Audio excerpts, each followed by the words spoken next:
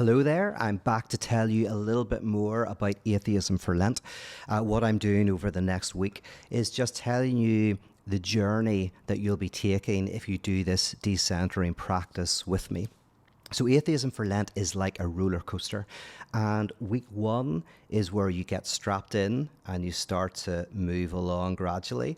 And that's what I covered yesterday when I talked about how, and it's only half a week. The first week, it's the traditional arguments for the existence of God, which are the teleological arguments, the cosmological arguments, and the ontological arguments. So that's kind of, you're strapped in, you're moving along. Then week two is where you start to go up the incline, right, towards the top. And then week three is where you're going to go over that top into these really interesting and exciting twists and turns. So week two is when you encounter the canonical, classical arguments against the existence of God, some of which you will know from New Atheism and from some of those critiques, although we're going to be looking at the canonical dimensions of them, the people who said it best. And so you won't have come across these, I don't think, before, unless you've done Atheism for Lent before. We're going to be looking at people like Anthony Flew and Mackie, and we've got David Hume there, and we've got Kant and others. And if I was to put it in a nutshell, I would say that what you're going to encounter here is the idea that atheism primarily is not putting forward some sort of argument, but is saying that all the arguments that are put forward for theism ultimately fall short. So this is an argument for the burden of proof, that the burden of proof is on the theist. So we're going to look at that argument, and then we're going to look at some of the critiques of the theistic positions, the classical arguments for God. We're also going to look at the idea that reason cannot give us an answer one way or the other. Which, by the way, leads us to one of two positions that I will be talking about in my seminar.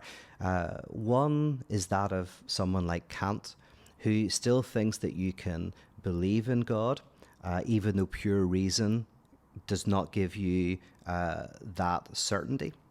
But that, in a sense, belief in God is a type of living into the hope that there is a final justice. But also there is a position that if you cannot know, it's better to live as though God does not exist. So we're going to look at all of that. And we'll also look at one of the logical arguments against the existence of God that says that, kind of in contrast to the ontological argument, which says that God, by definition, must exist, exists of necessity. And you will understand what that means if you don't already by the end of the first week. I promise you, that's my job, to help you understand that. But that's the ontological argument. Then this counter-ontological argument is an argument that says God, by definition, cannot exist, right? Is impossible, not necessary, but impossible. So we'll look at that as well. And this week will kind of give you a real sense of all of the greatest expressions of atheism, at least a taste of them, before we get into, as I say, where the atheism and theism begin to intertwine. Now, somebody who I probably won't give as one of the daily reflections, but I will be talking about in the seminar, is Jean Meslier. Meslier lived in the 17th and early 18th century, and he was the first person to write a systematic book-length critique of theism and religion and Christianity in particular. And this was a very famous piece. It was called The Testament, yet it's not very well known. And one of the reasons why he's not really talked about very much is because he was a lifelong committed priest. He was a really good priest. He really stood up for his parishioners and the people in his town where he had his church, against the powerful, against the rich. Yet he was working on this treatise every night when he went home that, as I say, was discovered after his death. And I think it's important to look at Meslier because he is a great living example, object lesson really, of how dialectics works. That the critique of a position comes out of the position itself. That whenever a position is pushed to its strongest point, not its weakest point, that's what we tend to do. We tend to try to find an argument's weakest point and then attack it there.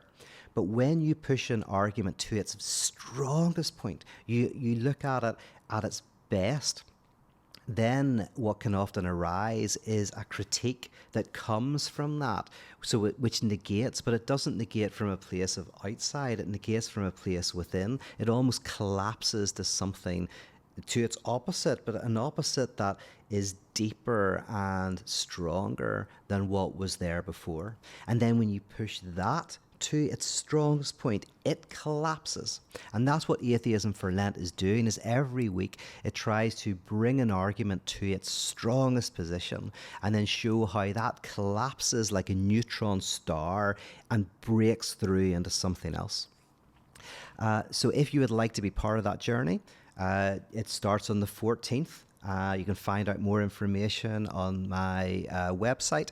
And tomorrow I will be talking about, as I say, what happens once we get to the top and we enter into that first exhilarating space where atheism and theism are not so much separated but intertwined. Because if you'll notice, week 1 is classical theism, week 2 is classical atheism, week 3 is the first time where we see, atheism and theism are not opposites like some sort of YouTube debate where you have the theist on one side and the atheist on the other side and they're battling it out.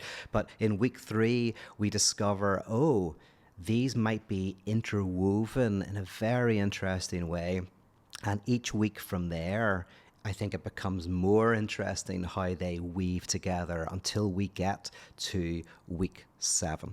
All right, see you tomorrow. Have a great day. Bye-bye.